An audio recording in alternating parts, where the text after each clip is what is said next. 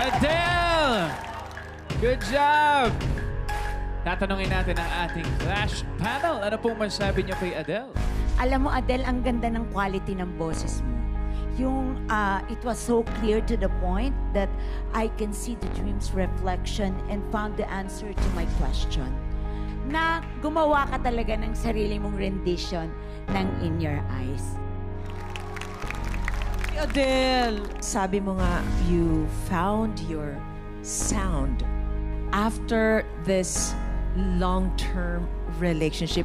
I am intrigued. Tell us about that.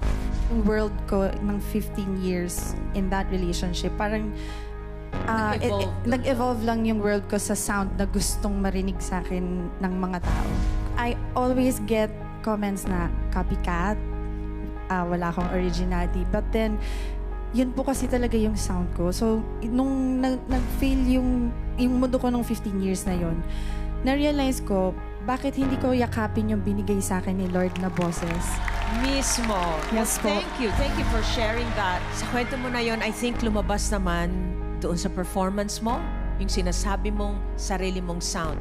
Solid naman yung boses mo. And I think I liked that arrangement. And para sa akin, kung ako kakanta nun, malilito ako. Pero you gave it your own interpretation of it. So thank you so much and congrats sa iyong performance tonight. Thank you po, Miss Lani. Hey Adele, you have a beautiful voice.